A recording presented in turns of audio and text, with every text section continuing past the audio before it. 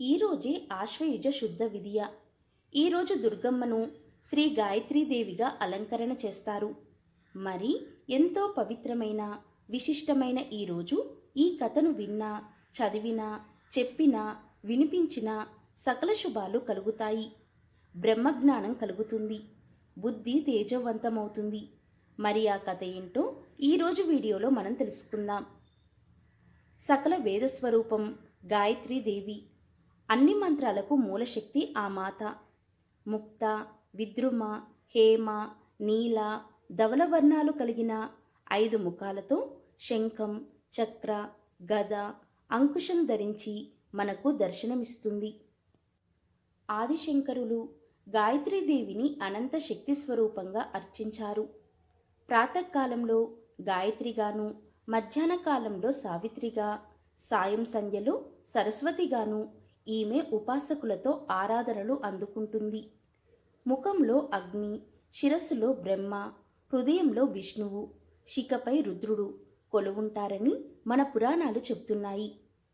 గాయత్రి ఉపాసన వలన బుద్ధి, తేజస్సు పెరుగుతుంది. గాయత్రి మంత్రజపము చతుర్వేద పారాయణ ఫలితాన్ని ఇస్తుంది.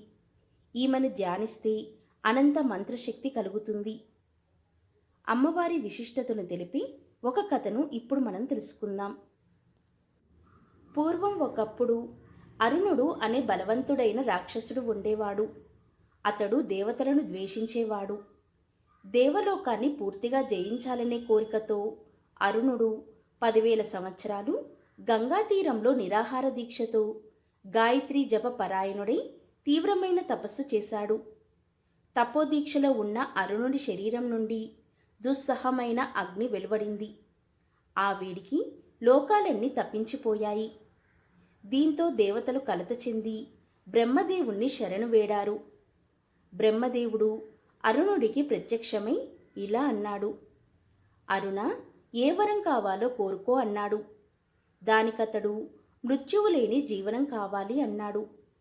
అప్పుడు బ్రహ్మదేవుడు ఇలా పలికాడు. ప్రకృతి ధర్మమైన మరణం లేకుండా వరం ఇవ్వడం అసాధ్యం. మరేదైనా వరం కోరుకో అన్నాడు. అప్పుడు ఆ రాక్షసుడు ఇలా పలికాడు.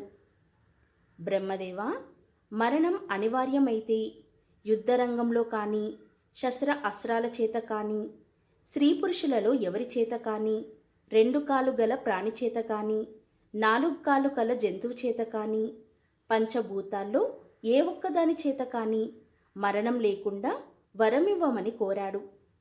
అప్పుడు బ్రహ్మదేవుడు తదాస్తు అన్నాడు. బ్రహ్మదత్త వరగర్భంతో అరుణుడు రాక్షసగణంతో కలిసి దేవలోకాన్ని ఆక్రమించడానికి సంసిద్ధుడయ్యాడు.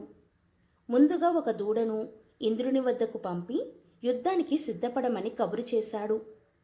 ఇంద్రుడు భయపడి బ్రహ్మ వద్దకు వెళ్ళి మొరపెట్టుకున్నాడు. బ్రహ్మ అతన్ని వెంట పెట్టుకుని వైకుంఠానికి రాగా విష్ణువు బ్రహ్మేంద్రాదులతో కలిసి కైలాసానికి వెళ్ళాడు.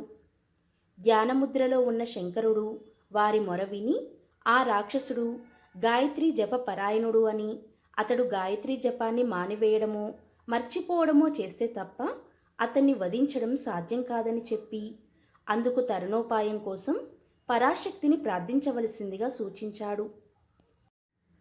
బ్రహ్మేంద్రాది దేవతలు ఈశ్వరుని సూచన అనుసారం పరాశక్తిని ఆరాధించారు. మాయోపాయం చేత అరుణుని గాయత్రి జపం మాన్పించడానికి తగిన ఆలోచన దేవగురువైన బృహస్పతికి స్ఫురించింది. ఈ స్ఫురణ దేవి సంకల్పంగా గుర్తించి బృహస్పతి అరుణుని వద్దకు వెళ్ళాడు. తన దగ్గరికి వచ్చిన బృహస్పతిని చూసి అరుణుడు అతిథి సత్కారాలు చేసి, మునీంద్ర, నేను రాక్షసుడను కదా, మీరు దేవగురువులు, దేవతలు నాకు శత్రువులు, నాతో మీకేం పని, మీ రాకకు కారణమేంటి అని అడిగాడు. అందుకు బృహస్పతి నవ్వి, రాక్షసరాజా, నీవిలా అనడం భావ్యం కాదు. మా ఆరాధ్య దైవమైన గాయత్రీ దేవతను నిరంతరం నీవు ధ్యానిస్తూ ఆమె మంత్రాన్ని జపిస్తున్నావు. మేము జపించే మంత్రాన్ని నువ్వు జపిస్తున్నావు. కనుక ఆ రీత్యా మనం మిత్రులమే కానీ శత్రువులం కాదు అని సమాధానమిచ్చాడు బృహస్పతి.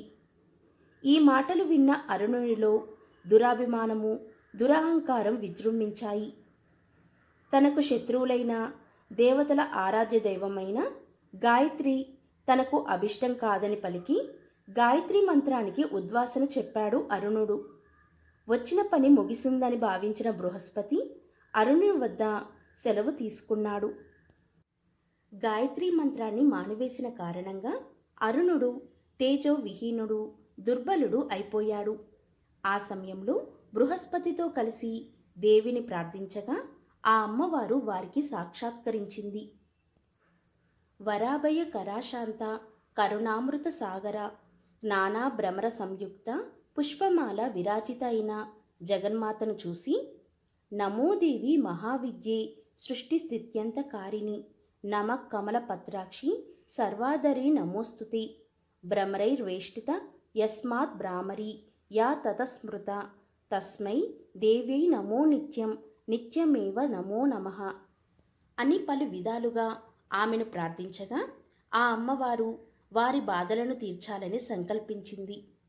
అంతటా పరాశక్తి తన మాయా విలాసం చేత భ్రమరాలను ప్రేరేపించింది. కోట్లాదిగా తుమ్మెదలు చెలరేగి భూమి ఆకాశాలను కప్పివేసి రాక్షసుల శరీరాలను ఆక్రమించి చెవుల్లో భరించరాని రోద చేస్తూ ఒకరి మాట ఒకరికి చెప్పడానికి వినడానికి అవకాశం లేకుండా, కాళ్ళు చేతులు కదిలించే అవకాశం కూడా లేకుండా చేశాయి. దేవి ఆజ్ఞానుసారం అలా కోటాను కోట్ల భ్రమరాలు ఒక్కసారిగా విజృంభించి అరుణుడిని అతని అనుచర వర్గాన్ని యుద్ధం లేకుండానే శస్త్ర అస్త్రాలతో పని లేకుండా సంహరించాయి. ద్విపాద చతుష్పాద ప్రాణుల వల్ల తనకు మరణం లేకుండా వరం కోరుకున్న ఆ దానవుడు 6 పాదాల గల తుమ్మెద వల్ల మరణించాడు. తమను కనికరించి రాక్షస బాధను నివృత్తి చేసిన ఆ జగన్మాతను ఆనాటి నుండి దేవతలందరూ బ్రాహ్మరీ దేవతగా పూజించి ఆమె అనుగ్రహాన్ని పొందసాగారు. ఈ కథ చెప్పి వ్యాసమహర్షి గాయత్రి మంత్రజప ప్రభావాన్ని వివరించగా జనమేజయుడు గాయత్రీ దేవత గురించి ఇంకా వినాలనే ఆసక్తిని వ్యక్తం చేశాడు. అప్పుడు వ్యాసుడు ఇలా చెప్పడం మొదలుపెట్టాడు. గాయత్రి పరాశక్తి స్వరూపం. ఆమెకు 5 ముఖాలు. ఈ 5 ముఖాలు సృష్టికి ఆధారమైన పంచభూతాలకు ప్రతీకలు. 5 శిరస్సులతో 10 చేతులతో ఆ తల్లి ఆశ్రితులకు సకల ఐశ్వర్యాలను, అనంతమైన బుద్ధిశక్తిని ప్రసాదిస్తుంది. గాయత్రీ దేవతకి సంధ్యాదేవి అని కూడా పేరు. ప్రాతకాలంలో గాయత్రిగా, మధ్యాహ్నం సావిత్రిగా, సాయంత్రం సరస్వతిగా ఆ శక్తి తన తేజో విశేషం చేత 3 పేర్లతో 3 రూపాలతో గోచరిస్తూ ఉంటుంది. గాయత్రీ మంత్రానికి 4 పాదాలు. ఒక్కొక్క పాదంలో 8 అక్షరాలు. మొదటి 3 పాదాలు ఋగ్ యజుస్ సామవేదాల నుండి, 4వ పాదం అథర్వణ వేదం నుండి ఉద్భవించాయి. అందువలనే గాయత్రీ దేవతను వేదజననిగా ఆరాధిస్తూ ఉంటారు. మొదటి 3 పాదాల్లో 24 అక్షరాలతో ఉన్న మంత్రాన్ని ద్విజులు త్రిసంధ్యలలోనూ జపిస్తూ ఉంటారు. ఉదయ సంధ్య నక్షత్రాలు ఆకాశంలో కనిపిస్తూ ఉండగాను, మధ్యాహ్న సంధ్య సూర్యుడు ఆకాశ మధ్యంలో ఉండగాను, సాయం సంధ్య సూర్యాస్తమయం కంటే ముందుగాను ఆచరించాలని పెద్దలు చెప్పారు. సర్వసహితమైన వేదమంత్రము ఈ గాయత్రి. ఈ ఉపాసన వల్ల ద్విజులు అనంతమైన సత్ఫలితాలను పొందగలరు. ఈ మంత్రాన్ని దేవాలయంలో, యాగశాలలో, తులసి వృక్ష సమీపంలో, నదీ తీరాల్లో, పుణ్యక్షేత్రాల్లో జపించడం మరింత ఫలప్రదం. ఈ మంత్రాన్ని శ్రద్ధతో, భక్తితో జపిస్తే సర్వశక్తులు స్వాధీనమవుతాయి. భూత ప్రేత పిశాచాది దుష్టశక్తులు నశిస్తాయి. సప్తకోటి మహామంత్రాలకు గాయత్రియే మాతృక. గౌతమ మహర్షి కొన్ని వేల సంవత్సరాలు గాయత్రీ మాతను ఉపాసించి దేశంలో అనావృష్టి వలన కలిగిన కరువు కాటకాలను నివారింపచేశాడు.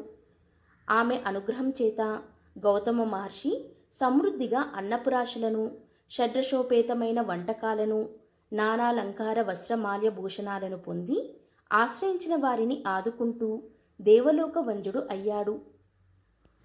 కాబట్టి జనమేజయ మహారాజా, గాయత్రి రూపాన్ని మనసులో భావించినా, ఆమెను పూజించినా, ఆమె మంత్రాన్ని జపించినా సర్వ అరిష్టాలు తొలగి సకల సంపదలు లభిస్తాయి.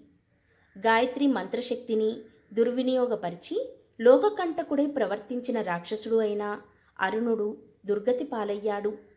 గాయత్రి మంత్రశక్తిని సద్వినియోగం చేసి గౌతముడు దుర్భిక్షాన్ని తొలగించి లోకాన్ని ఆదుకొని లోకపూజ్యుడయ్యాడు. కనుక మంత్రశక్తిని సంపాదించిన వారు దానిని సద్వినియోగం చేసి లోకహిత దీక్షతో ప్రవర్తించాలే కానీ స్వార్థంతో అహంకారంతో ఆ శక్తిని దుర్వినియోగం చేయరాదు. ఈ విధంగా వ్యాస మహర్షి జనమేజయునకు గాయత్రి వృత్తాంతాన్ని సవిస్తరంగా అందించాడు.